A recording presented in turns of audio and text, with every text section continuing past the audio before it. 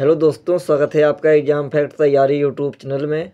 दोस्तों आशा करते हैं आप सभी मस्त ज़बरदस्त और शानदार होंगे। आज की इस क्लास में दोस्तों हम बात करने वाले हैं आरपीएफ कांस्टेबल की। और यहाँ पर जो फर्स्ट डे आपका एग्ज़ाम हो चुका है तो इसका संपूर्ण डाटा यहाँ पर हमको देखने को मिला है। और जो ये जानकारी यहाँ पर हमारे पास आई है, इस जानकारी के हिसाब से तो बहुत कम बच्चे एग्ज़ाम देने जा रहे हैं दोस्तों। और यह अपडेट है 2 मार्च 2025 के सीबीटी एग्ज़ाम की। और अब इससे आखिर मेरिट पर क्या असर रहने वाला है, इस सब जानकारी आपको हम इस क्लास में बताने वाले हैं। तो बने रहिए आप सभी हमारी इस क्लास में अंत तक। आगे बढ़ने से पहले यदि आपने अभी तक हमारे चैनल को सब्सक्राइब नहीं किया है तो सबसे पहले आप सभी हमारे चैनल को सब्सक्राइब कर लें, साथ में बेल आइकन भी ऑन कर लें ताकि आने वाली सभी वीडियो का नोटिफिकेशन आप सभी तक पहुंचता रहे। लाइक कमेंट शेयर भी ज़रूर करें दोस्तों। आइए थोड़ा सा आपको हम यहीं बता दें तो आरपीएफ कांस्टेबल भर्ती की जो सीबीटी प्रथम में पहले दिन ओनली 47% उपस्थिति हुई है दोस्तों। आप सभी यहाँ से समझ सकते हैं, मतलब साफ है कि 50% से ज़्यादा बच्चे पेपर देने ही नहीं गए। आखिर इसकी क्या वजह है, तो इसकी कहीं ना कहीं तो एक वजह ये भी है दोस्तों कि जो इस बार इन्होंने सेंटर बनाए हैं वो लगभग 500 से 600 किलोमीटर के आसपास रेंज पर इस बार सेंटर इन्होंने बनाए हैं। तो काफ़ी बच्चे इतनी दूरी की वजह से नहीं जा रहे हैं। इसके अलावा हर प्रकार की चीज़ें होती हैं भाई, किसी का कोई एग्ज़ाम निकल गया है, उसने ही फॉर्म भर दिया था, या फिर और भी प्रोसेस ऐसी होती हैं जिसके कारण से बच्चे पेपर देने नहीं जा पाते हैं। और इसके अलावा जो मेन कारण तो यही है, इतनी दूरी पर होना, और इसके अलावा काफ़ी प्रकार की चीज़ें रहती हैं दोस्तों। तो आइए आगे की जानकारी आपको हम बताते हैं। तो यहाँ पर आप सभी देख सकते हैं दोस्तों, यहाँ पर देखिए 4208 पदों के लिए हो रही है भर्ती। 39,803 में से 20,926 अनुपस्थित रहे विद्यार्थी। आरपीएफ कांस्टेबल भर्ती सीबीटी प्रथम में पहले दिन 47% उपस्थिति रही है। ये रिपोर्ट हमारे पास अजमेर से आई है। अभ्यर्थियों को परीक्षा सेंटर ढूंढने में हुई परेशानी। भाई परेशानी हमारे हिसाब से होनी नहीं चाहिए। क्योंकि उन्होंने जो कॉलेज की लिंक है वह अपने एडमिट कार्ड में दे दी है, तो आपको सीधा उस पर क्लिक करना है। इसके अलावा सीधा आप लोग अपने सेंटर पर पहुंच जाएंगे, है ना। फिर भी काफ़ी बच्चे, मतलब हर प्रकार के बच्चे होते हैं भाई, है ना। तो यहाँ पर देख सकते हैं गीगल स्थित परीक्षा केंद्र से पेपर देकर बाहर आते अभ्यर्थी। ये यहाँ पर विद्यार्थियों की तस्वीर है और यहाँ पर जो ड्यूटी लगी है उनकी तस्वीर है। आइए इसमें क्या क्या अपडेट आई है हमारे पास, हम आप सभी को बताते हैं।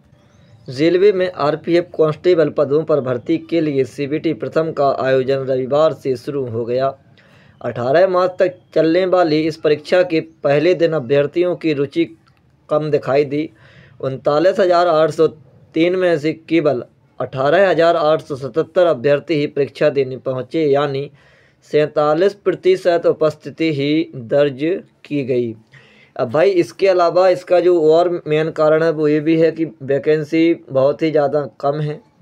और फिर देखिए काफ़ी प्रकार की समस्याएं होती हैं जो कि हमने आपको बता ही दी है। एक तो सेंटर वाली है, इसके अलावा और विद्यार्थी हैं जो कहीं और सिलेक्शन ले चुके हैं, वो नहीं जाएंगे, और भी तमाम प्रकार की समस्याएं यहाँ पर विद्यार्थियों को होती हैं।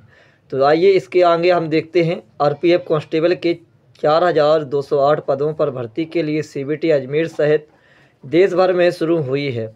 आरआरबी अजमेर के अधीन अजमेर, जयपुर, जोधपुर, कोटा, उदयपुर, सीकर, बीकानेर, हनुमानगढ़ और हिसार में यह परीक्षा आयोजित कराई जा रही है।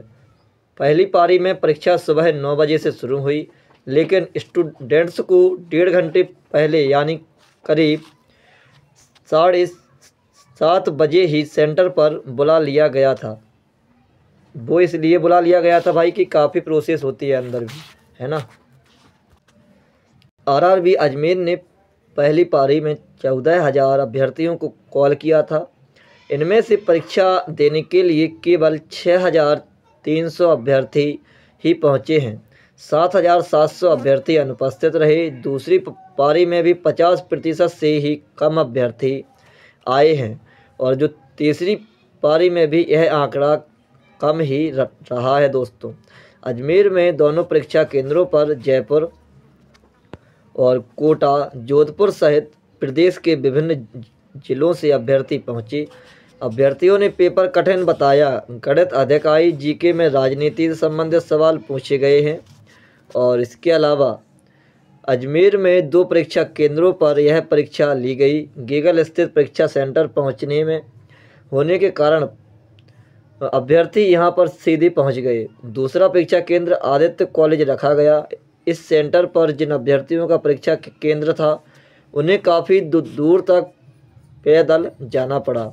नगरीय परिवहन सेवा के वाहनों ने उन्हें यूनिवर्सिटी तक ही छोड़ा। इसके अलावा इसके बाद वे सेंटर का पता पूछते पूछते पहुँचे। कुछ परीक्षार्थियों ने कहा भी कि सेंटर ऐसे शिक्षण संस्थान में दिया जाए जहां पर अभ्यर्थी सुविधापूर्वक पहुंच सकें। 2 महिला अभ्यर्थी परीक्षा के बाद भटक कर जयपुर हाईवे पहुंच गईं। ठीक है, तो इस प्रकार से यहां पर प्रॉब्लम का सामना करना पड़ा है। और इसके अलावा कड़ी फ्रिस्किंग, आधार कार्ड से की पहचान। ठीक है, नकल की रोकथाम और डमी कैंडिडेट्स की पहचान के लिए परीक्षा सेंटर, तो यहाँ पर देखिए कैंडिडेट्स की पहचान के लिए परीक्षा सेंटर पर कड़ी फ्रिस्किंग की गई। अभ्यर्थियों का बायोमेट्रिक किया गया। आधार कार्ड से ही अभ्यर्थी की पहचान की गई। पहली पारी में 98.62% अभ्यर्थियों के आधार सत्यापित किए गए। शेष अभ्यर्थियों को अन्य मूल पहचान पत्र के आधार पर एंट्री दी गई।